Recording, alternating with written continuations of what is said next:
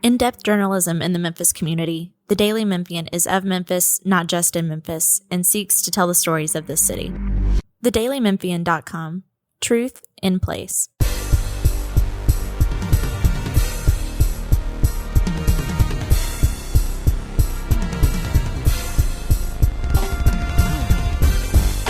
Hi, everybody, and welcome to the Daily Memphian Tigers Podcast with Greg Gaston, alongside Parth Upadhyaya, the Tigers basketball beat writer, and Tim Buckley, the Daily Memphian deputy sports editor and senior writer. And when I say nearby, I don't mean that literally, as they are in different places than I am, as is our producer, Natalie Van Gundy. So once again, coming to you from 4 different locations here in the area. One place that neither Parth or Tim are at, and they weren't there long, was Fort Worth, Texas, unfortunately, which was the site of the American Conference men's and basketball tournament. A short stay, unfortunately, for the 5th seed at Memphis Tigers as their season comes to an abrupt end as they lose to the 12th seed Wichita State, a team they knocked off twice during the regular season, 71-65 last Thursday. The Tigers finish 22-10, 11-7 in conference play. We will take a look back at that game, obviously look at a season that ended up being a very disappointing one. We'll talk about the decision for the Tigers to turn down an NIT invitation.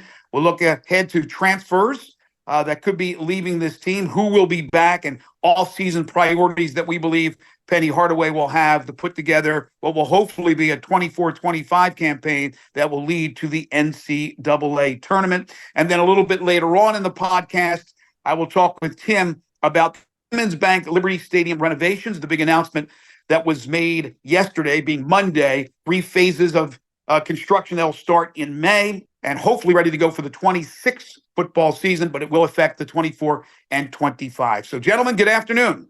Hello, hello. Good afternoon, Greg. How's it going? It's going well. It's as well, I guess, as it should for 3 of us who cover a Memphis Tigers basketball team that unfortunately had their season abruptly ended by Wichita State. First of all, and no pun intended, Parth, shocking that they lost in that first game?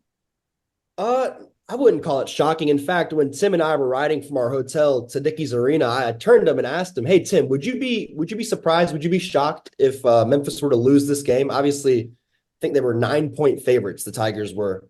But Tim and I both said no, it wouldn't be a shocker, just because we've seen this team lose games like that before, whether it be to Rice or Tulane or North Texas. Like, we've seen this team be heavy favorites.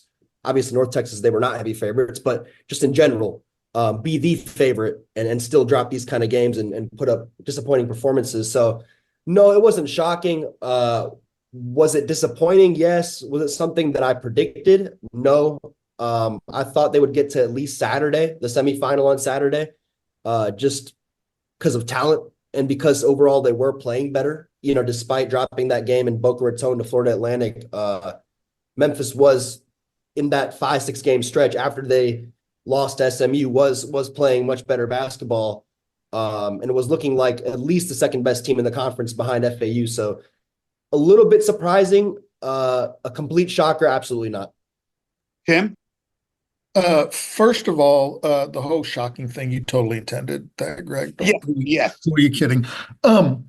Secondly, the really cool thing about Fort Worth for me, because Parth mentioned driving over the arena, like, I never actually had to shut off the engine. I just kind of pulled in the space, kept it running, ran in, watched them lose, and turned around and drove the other 500 some miles back. It was not a long stay. You are correct. Was it shocking? I mean, I don't do the whole Jekyll and Hyde thing with this team, but, was it the Hannibal Lecter team or the St. Francis of Assisi team that showed up? It was Hannibal Lecter. They were horrible. It was horrific. And boom, done, gone, no more.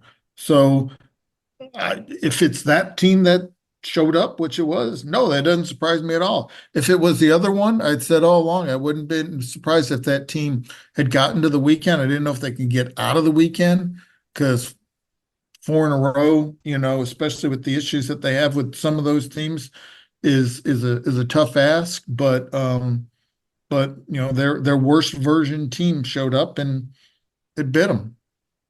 Well, Parth used the D word, disappointing, and a lot of people have used that word. And while that's certainly true, I would go with a different D word. I would use disaster. I think it was disastrous. A team that got off to the start they did, played the non-conference portion of the schedule as well as they did, were rolling at 15-2, and then went into a conference that was, I believe, at the end of the regular season, ranked ninth best conference. Correct. And lost 7 of the 18 games, not to mention the only game they played in the American Conference tournament. I think it was a disaster. They went from 10th ranked in the country to not even in the postseason. I don't know how there's another way to look at it, but a disaster, Parth. Yeah. I mean, even forget the 10th rank thing, right? Forget the heights that they climbed. Even before the season, nobody could have predicted this. With the talent that they had, the expectations obviously were not to be ranked 10th or to make a, Final Four run per se, but they were to make the tournament. They were to at least win one game in the tournament with the players that they assembled. Nobody could have seen this coming, right? Like, to not even be on the bubble when it was all said and done, to be, waking up on Selection Sunday, Tigers fans not even, having any reason to turn the TV on to CBS because there was no hope whatsoever. So I think disaster is the correct word. And then you look at the preseason, then you look at kind of what they showed us through the non-conference, and it wasn't just fool's gold. It was, a team that was clicking on all cylinders and playing as if it was, a top 15 at least team in the country when it ran through Texas A&M, Clemson, Virginia, and kind of went through that gauntlet there. So yeah, I think disaster is probably the best word. Disaster might be an understatement. Epic collapse. I mean, that's what it was. And I somewhat disagree with Parth.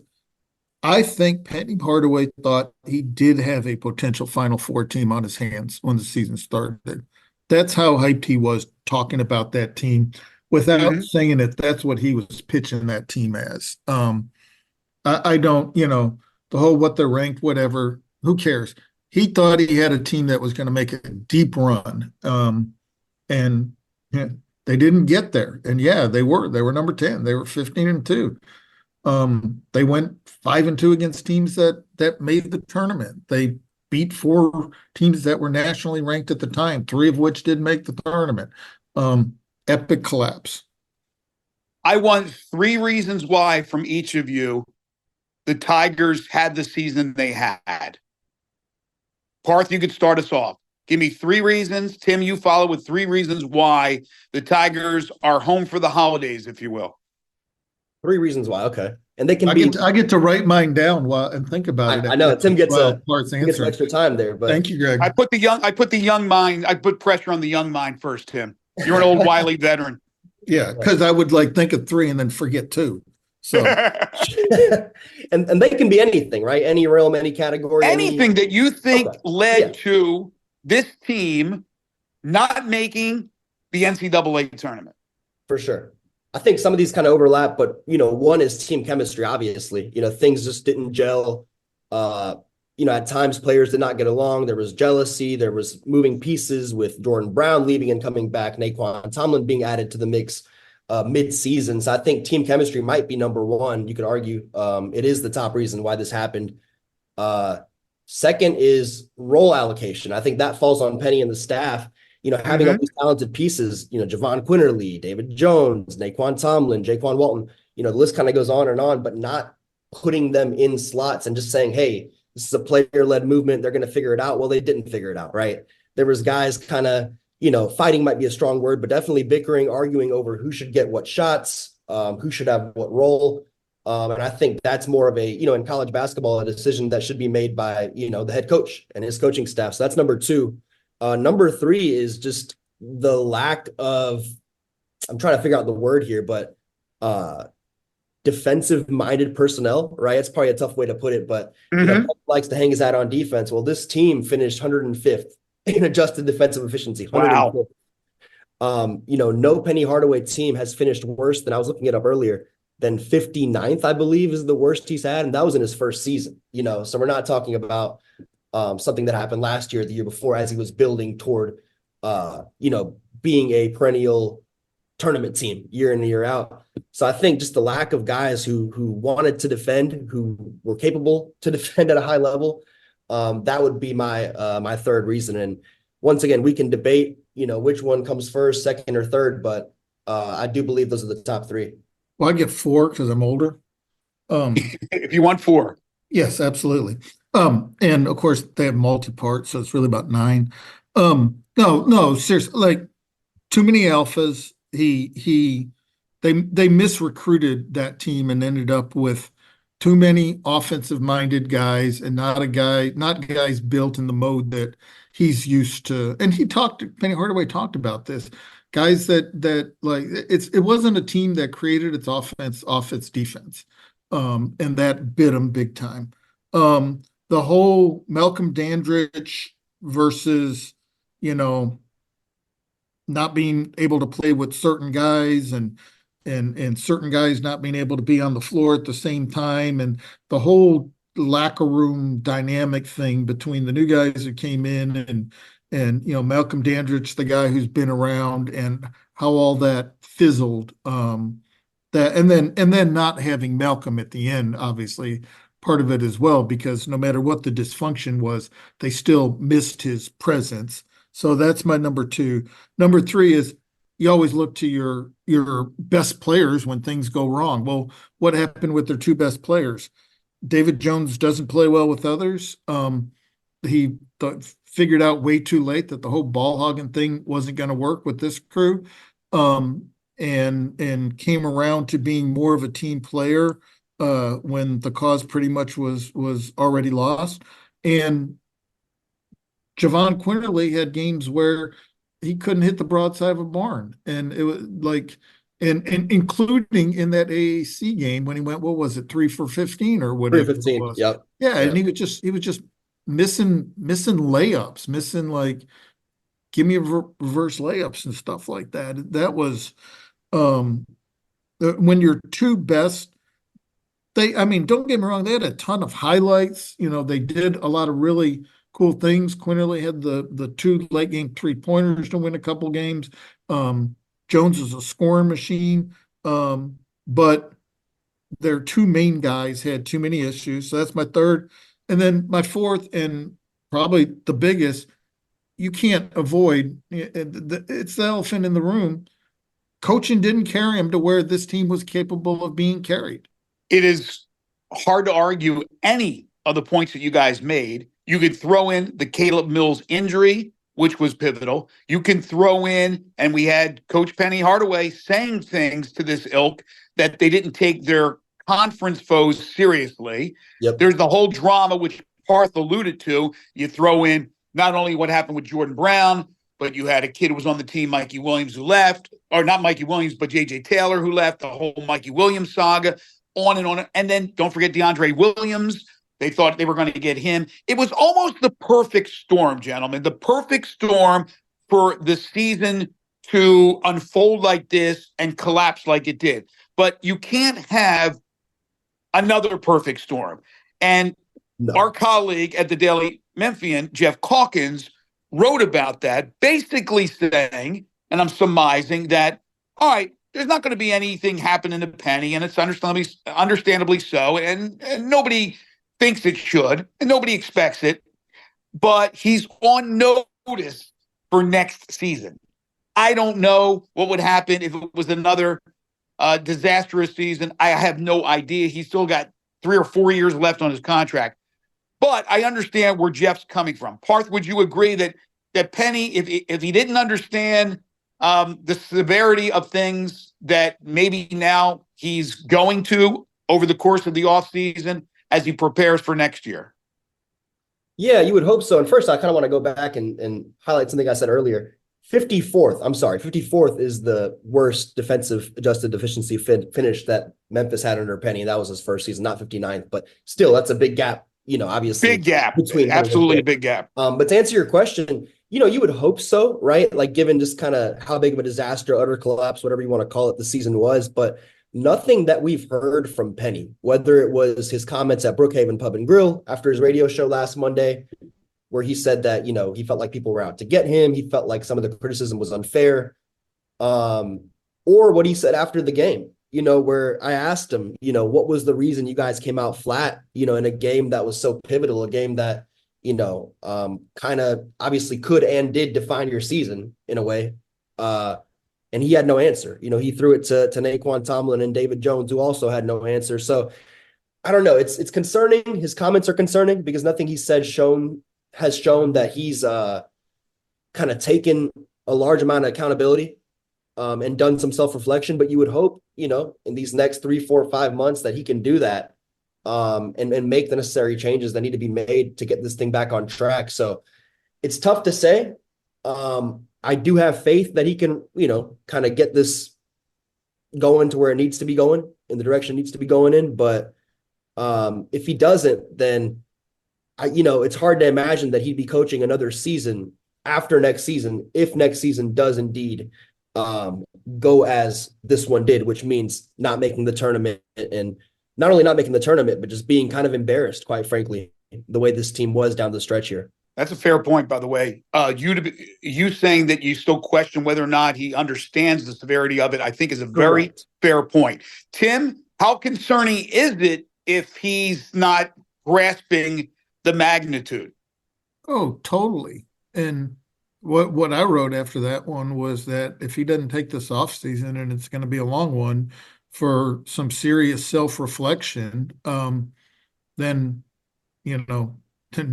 not much is going to change because things do need to get better. They need to get much better. And if you're, in denial over that, you're in another pickle. It was the scene that Parth mentioned when he kind of took that question and asked it himself to the players. That was just weird. That was one of those ones where you're just sitting there going, awkward. Like, what do I look at my shoes? Do I tie my one shoe? Oh, wait, I have on loafers. How do I vert, my eyes? That was very uncomfortable because one guy has been there for like 11 and a half weeks or something like that.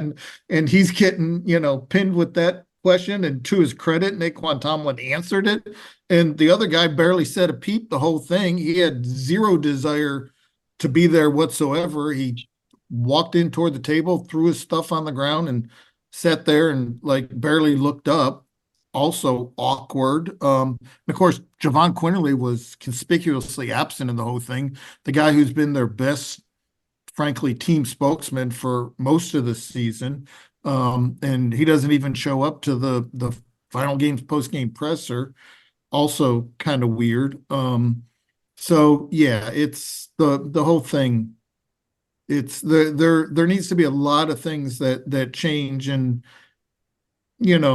all change for the good. It starts with the realization that it needs to happen. Penny wasted little time after the game when asked about the NIT. He said, nope, not happening. Tim, you wrote about that here recently at the Daily Memphian. Your thoughts on that? We know that Tom Crean, who's on ESPN, former coach, came out and blasted coaches like Chris Beard, obviously Penny Hardaway, Rick Pitino, and others who said no thank you to an NIT invitation. So I wouldn't mind if you right now kind of talked a little bit about what you wrote, and then have Parth piggyback on that and comment on what you thought, Parth, as far as whether or not you thought Penny did the right thing. Again, your opinion. But let me start with Tim. Well, first of all, and I give credit to Jason Munns over at the Commercial Appeal for asking the question, but I didn't have an actual stopwatch, so I was just kind of hand timing it. But I had it at 0.9 seconds after Jason got out the T in NIT before Penny said, "Zero, no, sir."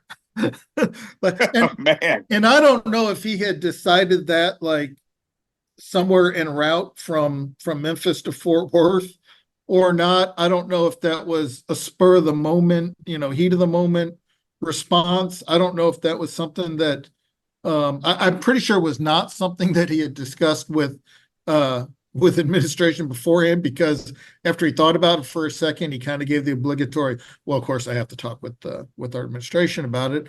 But he wanted nothing to do with that. And I think part of that is, the whole been there, done that thing. because they didn't win the whole thing in 2021, obviously. But and there's the whole argument about the transfer portal opening on Monday and it being really bad timing, and that's why some people suggest that a bunch of these teams, call it whatever you want, opted out or let it be known that they decline if there was a bid extended or whatever. I think there was components of that in his thinking on it. I think the biggest one was this team hates each other and they just wanted to all go away. But I think that's what it boils down to. Yeah, I think it's the right decision. And I tweeted out something after the FAU game after they lost, and it looked kind of like obviously that things were definitely trending toward Memphis not getting an NCAA bid because the slim at-large hopes were gone, after the Florida Atlantic loss, and they would have to win 4 games in 4 days, which, as we know, is unlikely. And I got a lot of different reactions. I just tweeted out, hey, would Memphis accept an NIT bid if one was extended, if one was given? And some people were like, no, they never want to see this team again. They hate each other, yada, yada. And some were like, you compete until the last whistle, so to speak. I lean more toward the first of the two, meaning that it's time to close the chapter on this book, which has been a nightmare. It has not been a fairy tale by any stretch of the imagination. The transfer portal opened yesterday. If they had accepted the NIT bid, they would be preparing, obviously, for the NIT as we speak instead of out recruiting. And that's going to put them behind the 8 ball. And that's why you've seen teams like Ole Miss, like Pitt, like St. John's say, thanks, but no thanks, because they're looking to build for next season. Transfer portal is so integral, now in building teams, especially for Memphis, who, as we know, had 6 guys going into the offseason that could return. One of them has already said no, Jonathan Pierre, he's gone. And the 5 that are left, Nicholas Jourdain has said he's going to come back, but we'll see how long that holds up, in this era of, bidding wars that we have going on. David Jones, probably gone, right? We can assume gone pro. We'll see what happens there. Memphis has to build a, entirely new roster pretty much again. And, playing for a, consolation tournament instead of going out and building that roster just isn't smart to me, especially when you're Memphis. They have nothing to gain from that, man.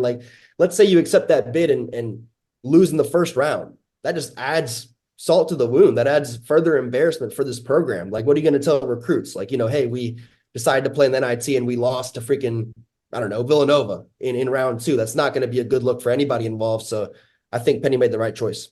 Look, I don't want to get political here or anything, but let's just suffice it to say I am not the book burning type. But you don't close this chapter, Parth. You burn this book. There you go. That's the kindling. Just blow it up. But that being said, Penny Hardaway said, no disrespect to the NIT. Well, yeah, it is kind of disrespectful to the NIT. You don't get in the NCAA tournament. You have a team that has, 20 however many wins and it was ranked as high as it was and beat the teams that it was ranked or whatever. You tuck your tail between the legs. You go play your NIT games, even if it means having to start on the road because your arena is being used for where you should be, the NCAA tournament. And you know what? You go take what you have coming to you and you do it the right way and you don't disrespect, a tournament that means a lot in the history of college basketball, even if it's not, the main act these days. Wait, so yeah, Tim, you would have played if you were the head coach. You would have said, "Hey, let's go play in the NIT." Yeah, I would have. Yeah. Wow, I would not have. I would have said, "Let's go recruit." Yeah, I might have played, Ashton Hardaway and Carl Cherafant and Joe Cooper and all those guys, but yeah, go play. Absolutely. Well, I would have, but I get the other part of it too. And that's what I wrote about. Enough's enough. That they all seem to be on the same page with that. Yeah, no doubt. I could see it both ways, but I certainly back Penny Hardaway in his decision and what Parth just said. Also, I think we could all agree that opening up the portal yesterday is stupid. The timing of that is just incredibly dumb when you're getting ready for the NCAA tournament. There's some guys that have jumped in. In fact, a lot of guys have already jumped into the portal. You mentioned Jonathan Pierre, but there's going to be a whole lot more after the tournament. So I don't understand why you just don't wait 3 weeks until it's all over. But Greg, I'm telling you, there are guys on tournament teams who have made up their mind that they're going to go test their market value. Think about that. They're guys on teams who want to, whose coaches and teammates want to focus on winning a national championship. But in their mind, they're thinking, I wonder how much I can get on the open market. That's messed up, man. Like, they should shrink the window down to 30 days and push this thing back to whatever, April 9th, that Tuesday after the national title game, because this is crazy. Or they're thinking, I'm on a team that's in the tournament, but I'm not playing. I got benched or whatever. I want to go in the portal and find somewhere where I can get minutes. And I still would love to know, like, exactly where this portal is. They're all in the portal. Is it like a beam me up Scotty thing where you actually... No, you know where it's at? It's in Cheyenne, Wyoming. I found it. I did some research. It's in Cheyenne, Wyoming. That's where the portal is. I've been to Cheyenne, Wyoming. I did not see the portal. You were there before they created it. But no, I understand. I used a porta potty in Cheyenne, Wyoming. Does that count as the portal? It may be it. There's a lot of guys who, you just wonder who's going to be the first, because I don't think it's happened yet, of a player playing on a team in the tournament to jump into the portal. I don't think that's going to happen. I think you're going to ride it out with your team because you really aren't in a rush right now. Now, football, we have a lot of the guys who bail before the bowl games.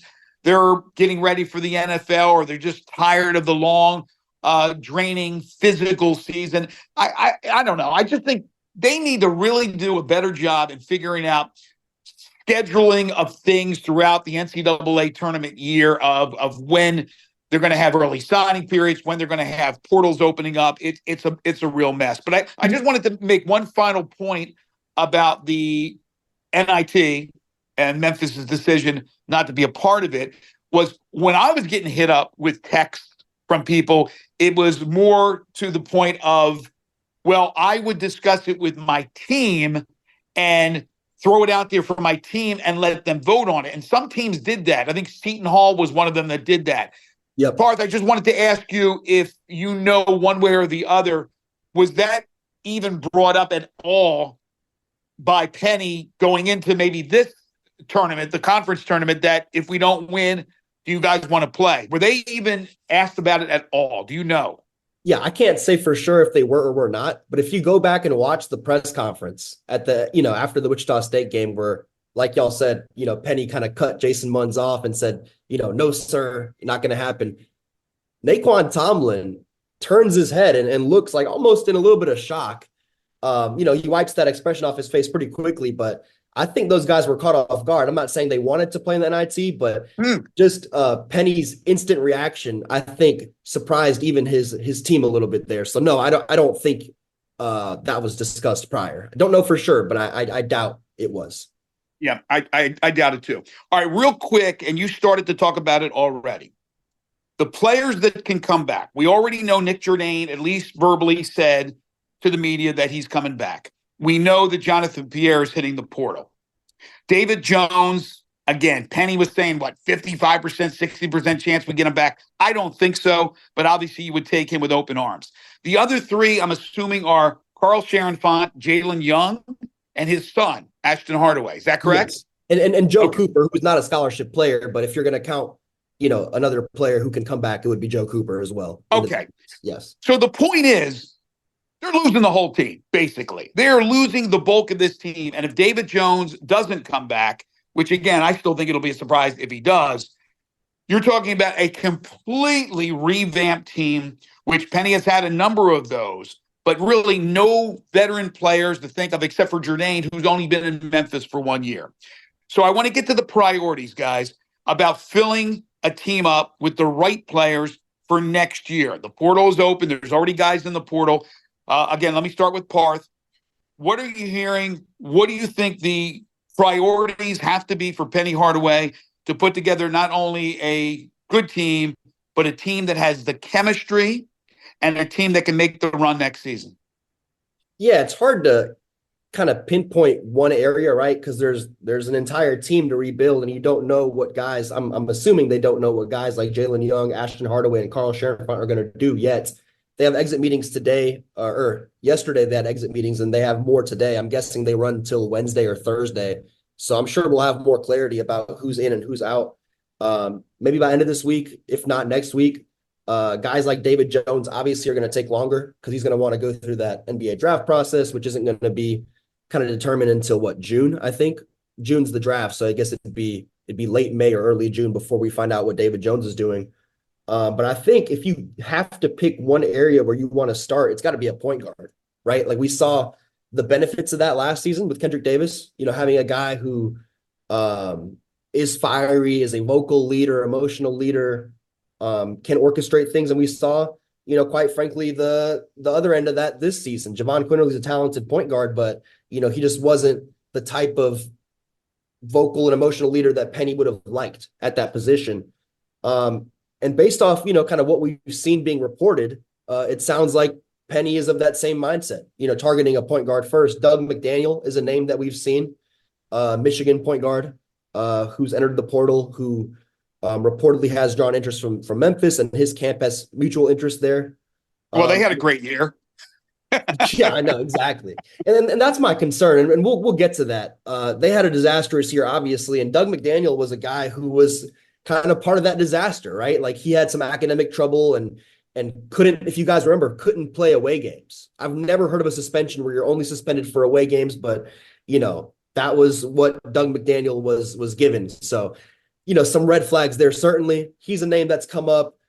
Today I saw Jacoby Gillespie out of Belmont, the guard there.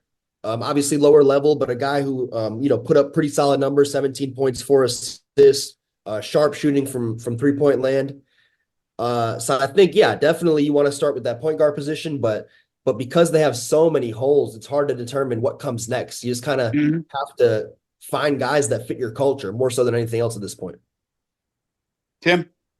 Point guard first, absolutely. Well, first of all, out of the guys that Parth mentioned, I'm all for the McDaniel guy. That's easy to spell. The Belmont guy sounds like a challenge to spell. So,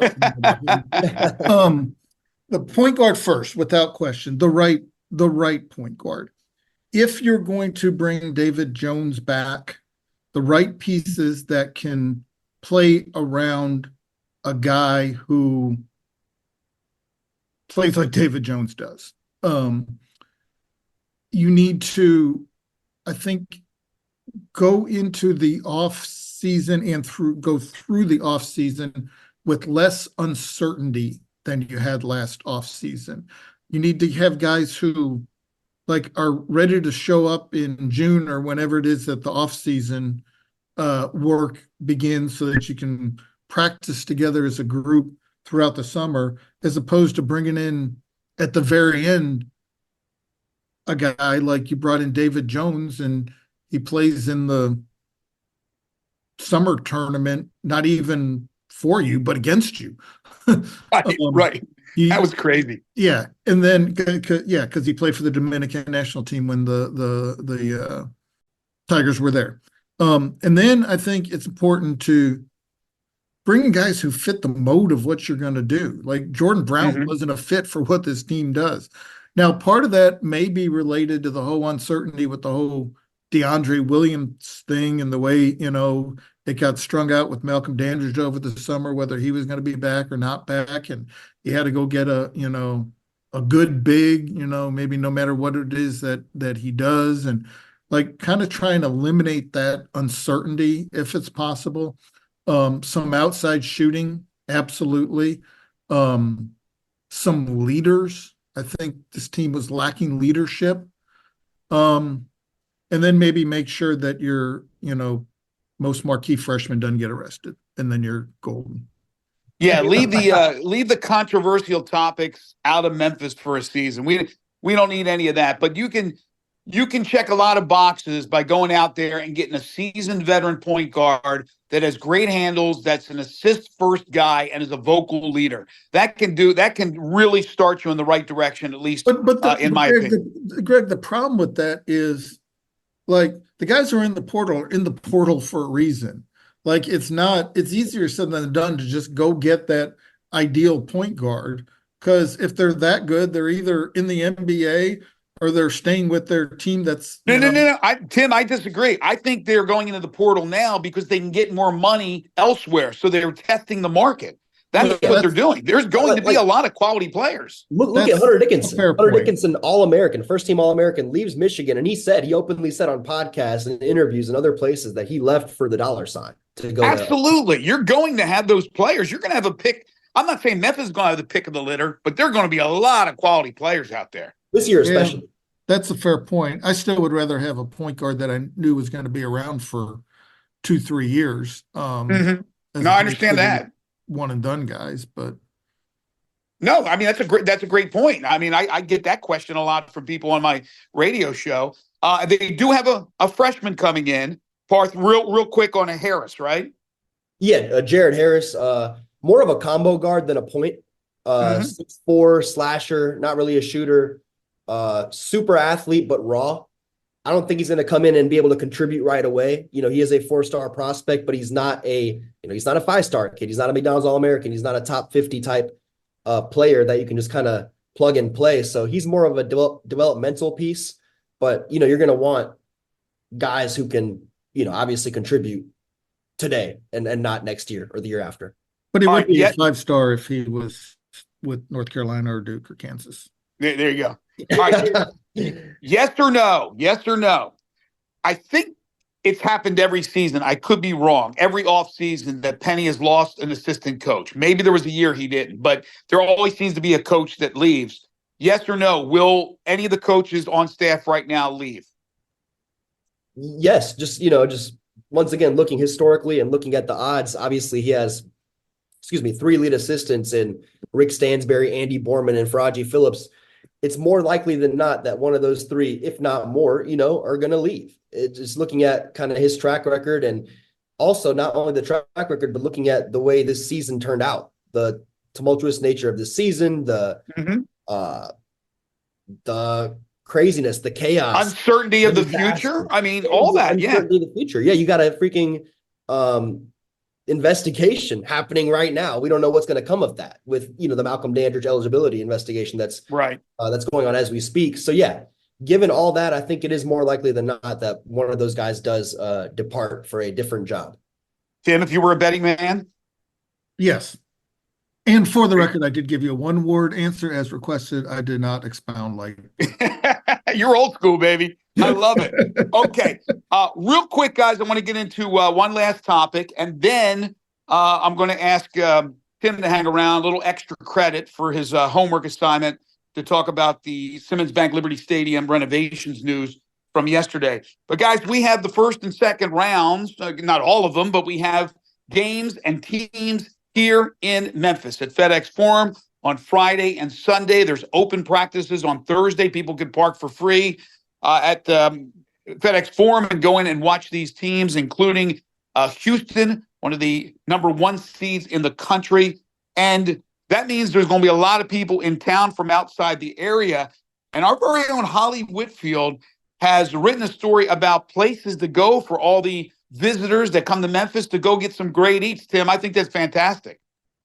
Totally cool. And I'm going to have to look at the list myself and make sure that there's none on there that I haven't been to yet. Yeah, no, that's a helpful tool because, you know, I've been in that situation where you like go into town and first thing you figure out is where to get, you know, your tickets or how to get in the arena, where to park, and then where to get some food.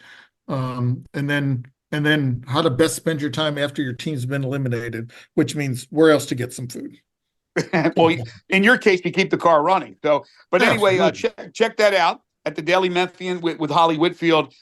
Fantastic job she does, and I think people will learn a lot about the city. And I'll learn a lot as well because I can guarantee you there are restaurants on that list. I haven't seen it yet that I haven't been to. So make sure to check that out. All right, guys, I'm going to put you on the spot. I don't know if you've filled out your brackets yet for the tournament, but Tim, I'm going to start with you. If you have, who's in your Final Four? Who's cutting down the nets?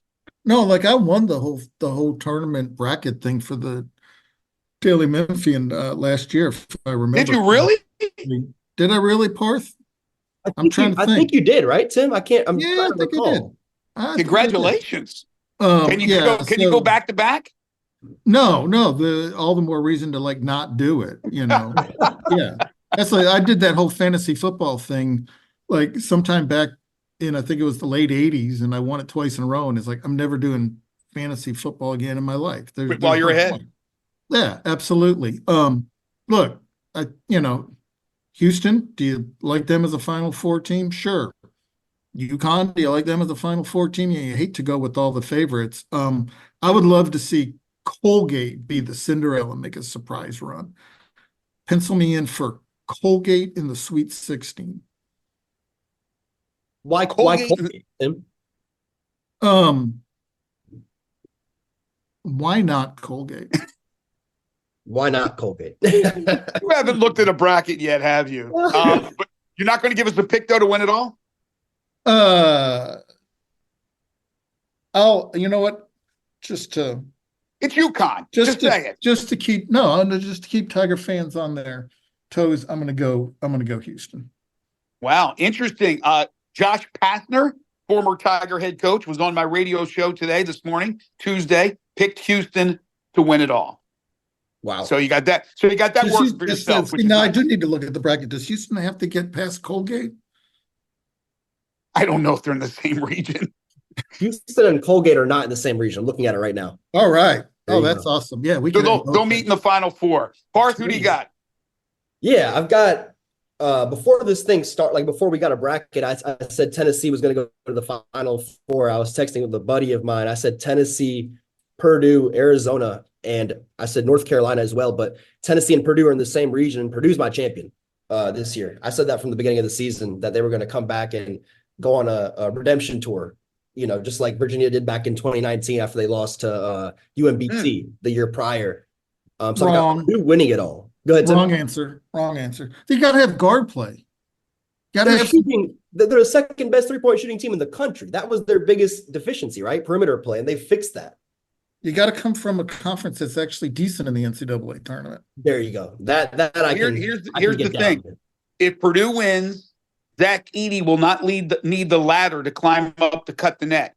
He could just do it from his feet, just standing there. I'm sure he can easily make a little cut into it. All right, we'll see what happens. I like Connecticut. I think they're going to repeat. I just think they have the best team out there, and I think they have arguably the best coach out there who riles them up, is a physical, crazy guy, and they play like their coach. Yes. They emulate the coach. So we'll see what happens. All right, Parth, listen, first of all, an amazing job that you've done covering Memphis Tigers basketball. It's not over, and we know that it's 12 months a year, 7 days a week, 24 hours a day with the Tigers. We don't have you penciled in next week. Finally, get a little breather from the podcast, but when things happen as they will with the course of the transfer portal and other news, and maybe that Malcolm Dandridge news finally coming to a head, we will certainly bring you back on periodically and look forward to doing it again next season. So thank you very much for all the great work. For sure. Thank you guys. And thanks to Natalie Van Gundy, our producer. It's been fun this season. And, things are always popping off when it comes to Tigers basketball news, as we know. So hopefully we'll gather again soon. All right. Well, enjoy the action. Enjoy the action in Memphis. Totally. And great to spend, 10 seconds with you in Fort Worth, Parth. I know, right? Brief stay there. No doubt. All right, y'all. Okay. Thank you, Parth. Yeah, that was unfortunate, Tim. Fort Worth is a nice place too, man. To spend a little bit of time. Unfortunately, didn't get a chance to. Okay.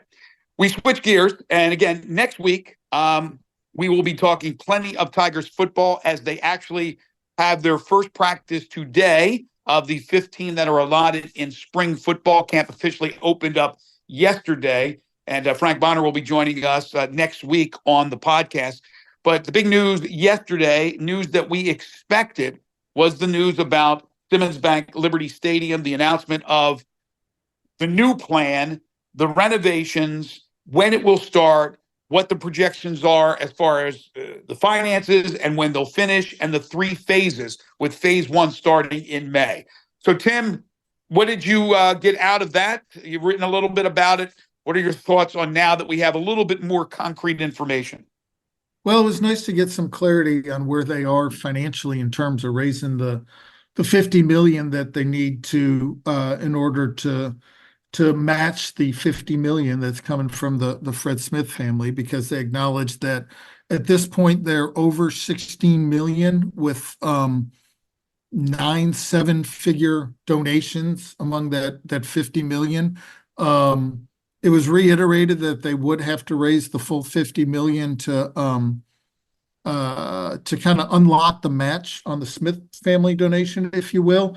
But Laird Veach, athletic director, said they actually will unlock the first 25 million after they, being the Tigers, reach the 25 million mark in their fundraising efforts, which obviously includes, money on the front end, but also, pledges that are spread out over time. And all of that is part of why they're doing it in this 3-phase approach, as opposed to just kind of, digging in all at once. So I found all of that kind of interesting. And I'll tell you what, Laird Veach was like totally hyped up about, this whole party deck or party level, as they're calling it. A lot of people really kind of curious about why you wouldn't just put seats there. But I think part of it is, this is all about how fans like to experience football now. It's not like you and I did, Greg, back in the old days when you just go sit in the stands and enjoy the game for being a game. Now they want to, they want to be behind glass in a suite. They want to have a bar to be able to go to. They want to have fancy food, popcorn in a bowl that just doesn't cut it anymore.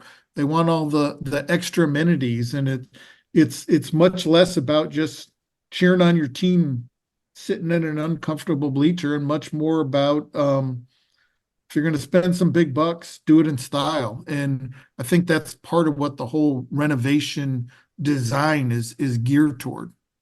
Yeah, a big part of it is the experience, not just the actual game. And while there are people that party at all ages, we know that they're certainly looking at the younger generation and what will excite them, as the younger generation seems to have a lot more interest than just sitting and watching a 3-hour football game or a 2-hour basketball game. And this party level is something that is new from the original design that I think is going to be a major hit. The other thing is the emphasis is on the suites, the different suites.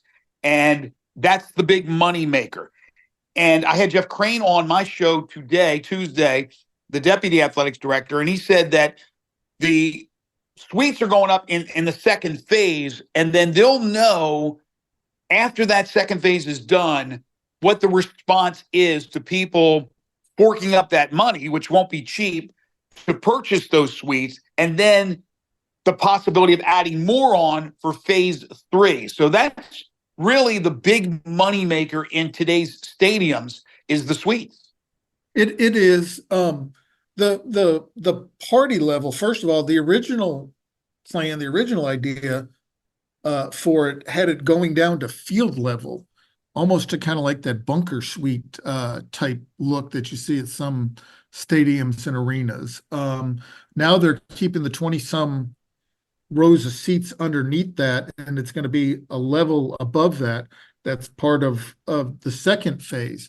The decisions that they have to make and the extra seating and all that in phase 3, one of the things that's included in there is putting seating over the party level.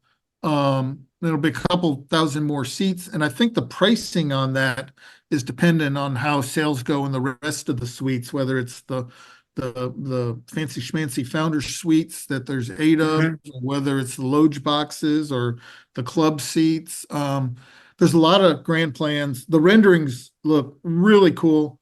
The renderings always look really cool and never look exactly quite like the renderings in the end. But if they even get halfway there, it should look really neat.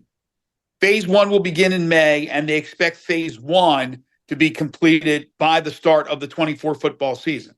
Yeah, which is just taking, if you can picture the side of the stadium, the west side, that has the press box, or what is now the press box, on it, and moving all the media folks and all the game day ops, the coaches' booths where, assistant coaches and coordinators sit and communicate to their guys on the sideline, moving that all over onto the other side so you can make way for what will be tower with the suites and whatnot that generates all the income and the party level as well. But you can't start the tower until you get the press box relocated. That's only about 8 to 10 million. What they're calling phase 2 is the bulk of it. And the numbers obviously show that, because phase 1 and phase 2 combined is 195 million of the 220 that they plan to spend on the whole project. The capacity during the renovations in 24 and 25, it'll affect 2 seasons.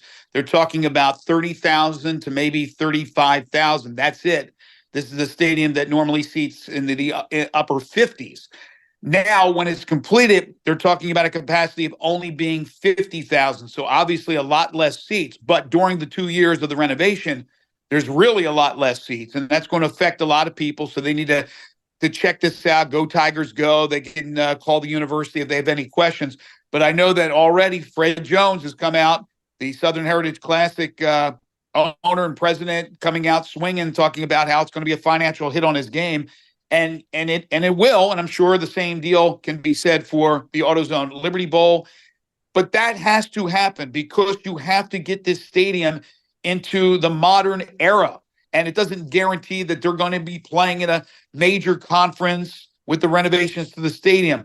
But I can tell you one thing, you probably won't be if it continues to age and age and age. And while there's great sight lines watching games, they need the modern amenities. So this is something that is needed. It's unfortunate that it's a financial hit, and more than likely will be for those standalone games that I just mentioned, but it is what it is. The price of progress. You got to pay to play. And that's what they're doing. And that means sucking it up for 2-3 years and just dealing with it. Is it ideal? No, but the ship sailed on the whole campus stadium idea a long time ago. Right. And so, you got to renovate what you have. That's what they're doing. And, you just deal with what you have to. But I can understand, a bowl game that's used to drawing in the 50 or 50 plus range. Look, it's not going to affect the Tigers. Like, if anything else, it might make their ticket a little more, of something that you want to make sure you get on the front end. Competitive. Yeah, So, it'll be you don't competitive. miss out on anything, but they're not realistically drawing full price more than 30,000 anyway. A lot of it is giveaways and all, whatever. They'll probably argue that or debate that. But in any case, it's not going to affect the Tigers so much as it will, especially the Liberty Bowl, or as you call them, the standalone events. And so maybe you alter, the teams that you consider bringing in. You bring in a team that maybe doesn't travel quite as well for a couple years or something along those lines, possibly. Southern Heritage isn't what it was, a few years back. And so, there's not arguably quite as much demand. So they'll deal with it. If not, take your ball, go home, and see you in 2 years. Yeah. The only game that could be affected, and I'm sure Memphis is already starting to work on this, would be the 2025 game in which they host Arkansas. They'll look to move that and see what they can do, because obviously you play in Arkansas and Ole Miss, Mississippi State, any school like that, they're going to bring in a lot of fans where the capacity, and more Memphis fans would want to go to that game where it would be 50,000 or more. So that's something they'll work on. But that's still to come. It's great news for the university. And Tim, get yourself into football mode, because next week at this time, we're going to be talking some football with Frank Bonner. Thank you so much. Great job as always. You got it, Greg. Take care. Thanks.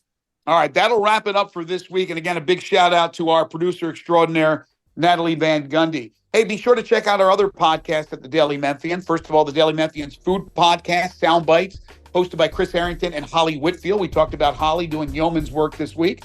The Sidebar with Eric Barnes is about arts, culture, and everything in between.